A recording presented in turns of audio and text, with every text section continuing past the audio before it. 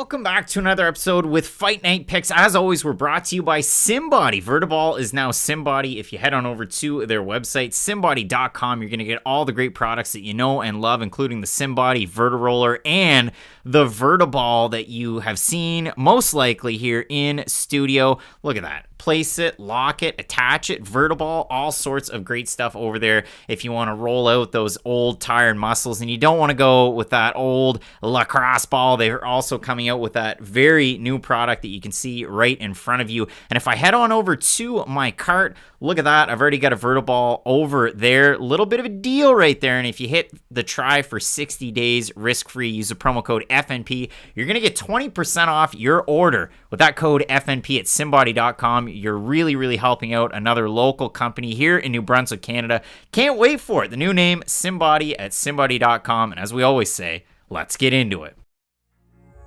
You know the guys from Fight Night Picks for their weekly UFC previews and predictions, live shows like Question Mark Kicks and the Sidekick. Thanks to your support, they're adding a new show to the channel. If you're an MMA fan, you're going to want to join in the action of Dana White's Contender series. So as they always say, let's get into it. Ooh, and we have a new show, and it's all thanks to you because, Matt, we threw the channel out there a bit of a bone and a bit of a challenge. I mean, 30,000 subscribers, we'd be talking about Dana White's Contender series. New ring light, we're a little bit dark, and that's going to play into it. Maybe it'll change, maybe it'll move around, maybe it'll pick up some light, maybe we'll mess around with it. But what I do know, Matt, is we have Dana White's Contender series. It is returning this week. Week number 1, Art of MMA analysis over there in the chat. Michael B. Gamblin, Acacio Deep hanging out, Bobby Banner, Matt. There's so many people hitting up that chat, and they're so excited about these cards. And Dana White's Contender series has obviously produced a lot of stars. I mean, this weekend you have Alex Perez taking on Alexandre Pantoja, and Perez, the first title challenger to come in off of Dana White's Contender series. But of course, you've got Sean O'Malley, you've got Macy Barber, you've got Jeff Neal. There's a list a mile long of fighters that have come in from Contender series. Some of them have become stars, some of them have become prelim fodder, some of them become middling stars, but it's been one of those shows that's really captivated audiences because a lot of those fighters realize they have to go balls to the wall and not Brendan Loughnane in their fights and play it safe, so it does make for some very entertaining. The guy pissed blood. I don't really think he played it safe in that fight. Nah, but realistically, I mean, a lot of people are very excited about this one, and as you can see, I mean, from the graphic and from the thumbnail, Ozzy Diaz to my right, and then you've got Joe Pyfer over on the other side, and I see a lot of people torn on this one. We're going to go through these fights. We're going to make one pick each. Now, maybe it's the same pick, maybe it's not, but we're going to preview and profile all the fights. We're going to make one pick each, and that one goes to our overall tally and scorecard on the year to make it interesting. We're not going to make picks just for the sake of making picks on all of these fights because that wouldn't be fair to you guys and it wouldn't be fair to us. And as you saw from the intro, we have UFC 277 coming up this week. We're taping those videos after we finish this live show. So that's the way that it's going to be going. And the one and only saying, don't forget Jared Vandera. How could I forget Jared Vandera? And that's the big point about Contender series. Like with the Ultimate Fighter, you have to win multiple stages of fights to sort of figure out who is the best out of the whole thing. Like you sort of said, some of these fighters go on to have very good careers, very promising careers, but some of these other winners who do get signed to the UFC probably won't be the cat's pajamas, as they say. I did not think that's a term I'd use today, but still. So it is going to be hard to get a read on a lot of these fighters. I can openly admit that. A lot of these fighters have, let's be honest, slightly cooked records. They've beaten a lot of people who... very cooked Exactly. records. So they've beaten some people who it is hard to get a very good tell about really where these fighters fit in the whole division. So I think this will be fun to sort of pick some of our favorites and figure out who we think has the best ceiling on this whole card. So we're going to go through it, and I'm going to start from the top all the way down to the bottom. I'm just going to mention the matchup, maybe bring up something that you're interested in there. I don't know what happened. The ring light just turned off, so that's always fun. Matt can just try and turn it back on. I mean, you buy yourself a new ring light, you think it's going to work, and then it doesn't. So now we're in the dark. The ring lights ruin the show. Gee whiz. I mean, the people are loving it. just turn the light on in the I room. was gonna say that probably just works. Now our lighting's just going to be poor, but we're just going to power through it. So you buy a new ring light, it breaks, it is what it is. Fight Night Nocturnal there for a second. We went dark. Yikes, now you get to see just shadows in our eyes. But like I said, we're going to go all the way from the top of the card down through the bottom. We're going to talk about these matchups in some detail, and then we're going to make that pick. So when I look at this one, Matt, the main event, as you can see in the graphic, Ozzy Diaz taking on Joe Pyfer. And if you look at it for Joe, he's been on Contender Series in the past. He took on a recognizable name, a guy who just got his first UFC win in Dustin Stoltzfus. Again, we talk about it, former Ring of Combat middleweight champ before he made his appearance on the show, but he wasn't fighting good competition over there. And then when you look at it on the left side, Ozzy Diaz has that level of competition that you do like to see. And I went through it. He is the current LFA middleweight champ. He also trains at California Mixed Martial Arts with Lyoto Machida, Weber Almeida, and the boys over there. Another guy from that gym's Victor Henry. And when I look at that, Matt, I mean, it is a big feather in your cap to have. You look at the level of competition that he's taken on. I can't harp on it enough. He's probably the most seasoned fighter that was to be on this episode. I agree with that 100%, and it is interesting. LFA and middleweights just go hand in hand for the UFC. Think about the whole wave that came over all at once. Trevin Giles. Trevin Giles, Eric Anders, Brendan Allen. Like, there's so many fighters that you could name coming from that organization, from that weight class. It is interesting that they just sort of have that sweet spot, because the middleweight division is one that we both talk about as being one of the weaker ones in the UFC. So it is surprising that almost like a developmental league, that's their standout division. But I do think this is a very interesting fight. And with Pyfer, he is such a good grappler, especially with his own dominance, if he is able to get on top. I saw a lot of people in the chat talking about the Gracie-Philly connection. Like, this guy's grappling is legit, so I will be curious to see. And I'm curious if you agree with this. Of all the sort of X factors on this card, do you think his grappling does stand out as being sort of the most UFC-ready talent among some of these fighters? It is if he chooses to use it. If he doesn't, when he strikes, it's he odd. swings hammers. And I mean, you talk about those Renzo Gracie Philly guys like a Jeremiah Wells. He can kind of get away with it going wild with his striking because it works out for him. He can fall back on the grappling. I don't think Joe's like a Sean Brady, but no. It definitely is a big skill set. We move on to the next fight that was supposed to be Farid Basharat taking on Willian Souza, but Willian went, hey, I'm a former Jungle Fights champ. What if I weigh in up a weight class? He weighed in at 146 for a fight at bantamweight. He did the weekend. That fight's off. Stuff how I want. Don't need no blessing. Not a good look. Like, this is a really big opportunity for a lot of fighters. And again, not everybody who wins on this show is going to pan out and become some, 7 or 8 time UFC champion. But this is a chance to get your foot in the door and actually make it to the really big show. And this is a comparison that I was thinking about last weekend. Like, Soren Bach beat Paddy Pimblett very convincingly. Then he went to Bellator and nobody's heard from him since. I know he's won a few fights, but the guy's got an office job. But that's the thing. He's not consistent. He doesn't really have the name value that someone with his skill set probably would have. Paddy Pimblett made it to the UFC, was in Cage Warriors a little bit longer, and think about the star ability and potential that Paddy Pimblett has. Just because he was able to go into the UFC and he chose them over Bellator. And this isn't me trying to be some like UFC purist or how they're better than every organization, but you get the idea. This is a big opportunity to grow your brand, not only in MMA, but outside MMA as well. So it's really unfortunate that it wasn't the fight that prevented Souza from not making the UFC. It was just his own inability to make weight. And that's really unfortunate to see from a prospect with a lot of promise. You move down the card, one more. Anton, the Pleasure Man. Is that the most aggressive nickname out there? Like, he just... Hide your wife? Man puts out every time out of Sweden. He was supposed to fight in 2021 on the season. He couldn't make it. So,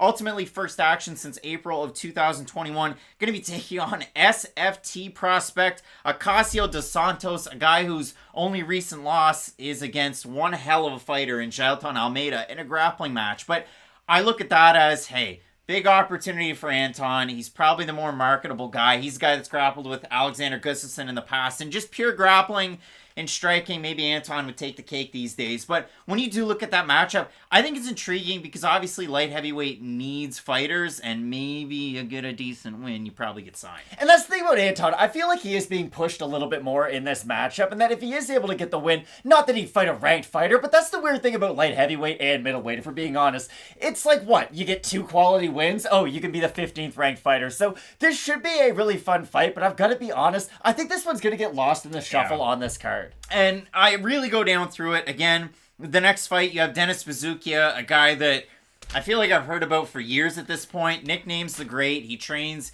in New York, New Jersey area, and he wasn't able to get it done in the season 2020 against Melzik Bogdasarian. Lost the decision there. Picks up the pieces. He's got 3 wins since. He's going to be taking on Sacramento City College's own, the wrestling prospect, Kaleio Romero, and very, very fun fighter. Only 1 loss on his record. I think this is one of those matchups that's going to bring a lot of excitement factor, and I already see a lot of people going with Buzukja, and if you've never watched Contender Series, it's like watching Bellator. There's a lot of juice favorites. But this is a really fun fight. I agree 100%. For Buzukja, he's definitely the more pushed in this fight, and the odds are always weird on these Contender Series fights. Like, it's nice to say that in week 1, there aren't these massive, like, minus 600 favorites in every single matchup, but I do think this is going to be a very fun fight. Now, can Romero's wrestling really win out in this matchup? It's almost like the Alex Munoz effect, you know? You're really good at that one tool. We all believe in that one tool, but you are going to have to show a more advanced skill set at a certain point, so this should be a very fun fight,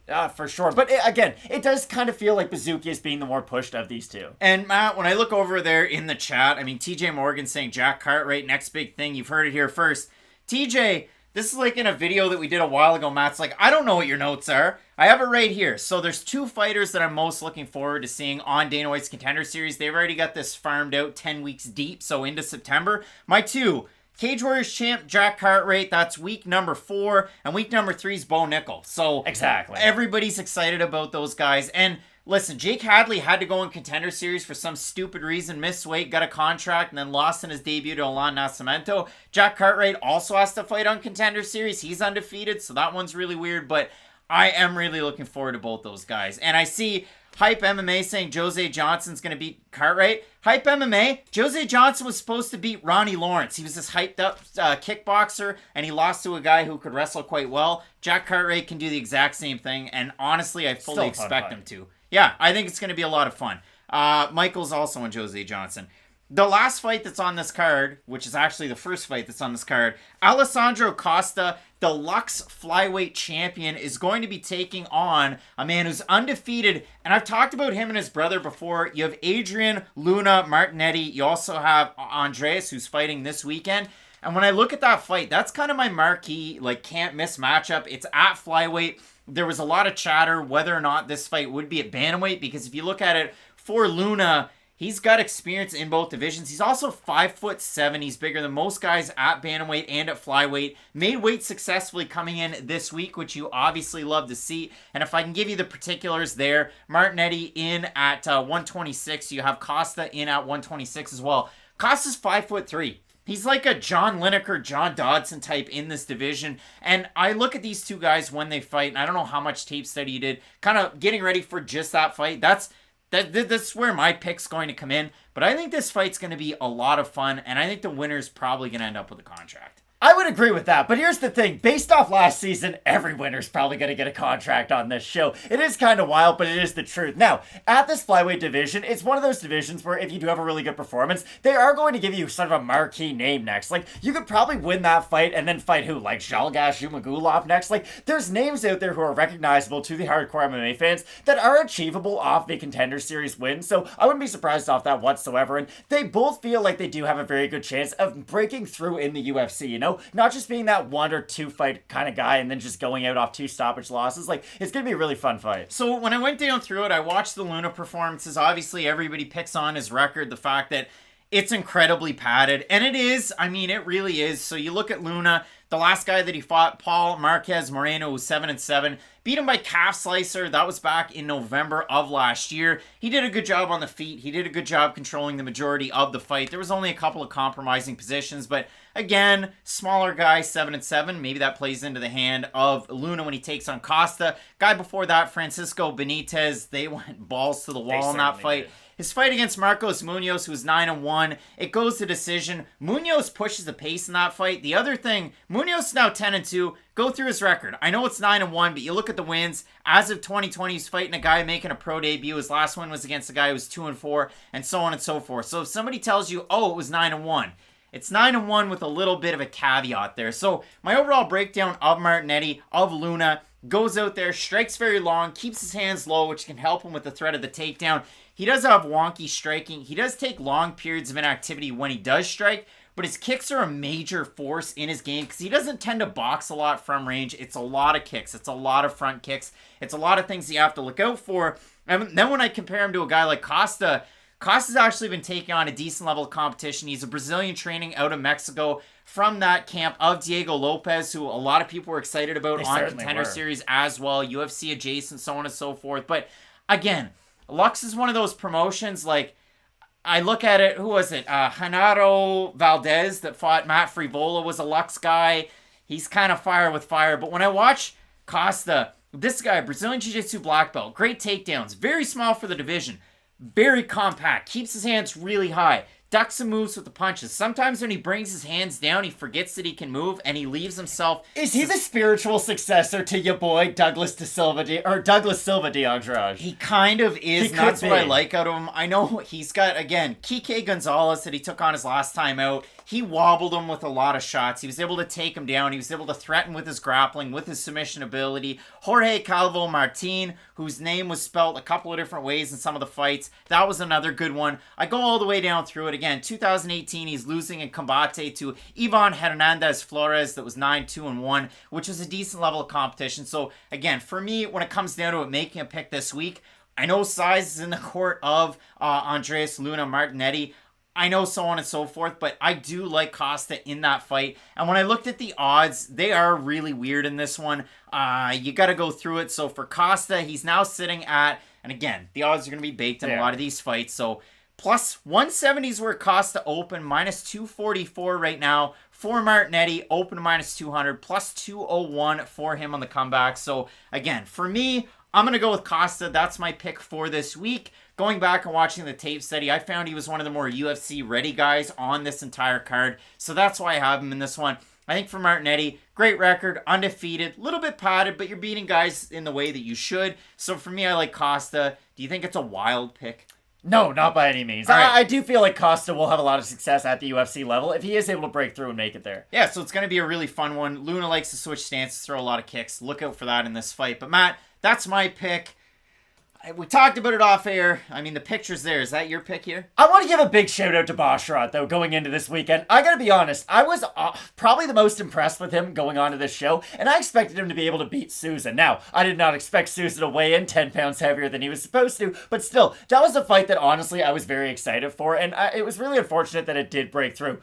But Ozzy Diaz versus Joe Pyfer is the fight that I am by far the most excited for this weekend because, like you said, this is a division that needs more talent, and I do think that both these guys are extremely talented. I know we started this show off by saying, hey, not every single one of these fighters is going to break through. There is going to be a dud every here or there. I can see Ozzy Diaz and Joe Pyfer putting on such a good fight that both guys get signed to the UFC. Sort of one of those Stephan Bonner versus Forrest Griffin feel-good moments. Yeah, kind of like on last season, I'll go through it for some reason. It's escaping me. But we did have a fight where Dana White was like, hey, you come back, you get another win, and then all of a sudden, Buddy's in the UFC. And this is how I look at this fight, too. I think Ozzy Diaz is the more dangerous fighter on the feet, just because he's got a pretty good ability to slip some counter shots. Now, he does like to stand up very upright. He has that weakness where it's like, hey, you're too tall, my guy. Stop fighting like it. Because you can fight tall in different ways. You can fight tall by using your jab in an effective manner. You can also fight tall like Luke Rockhold, where you just do the old Fat Joe. Lean back. And we all know what happens when you lean back. You tend to get knocked out.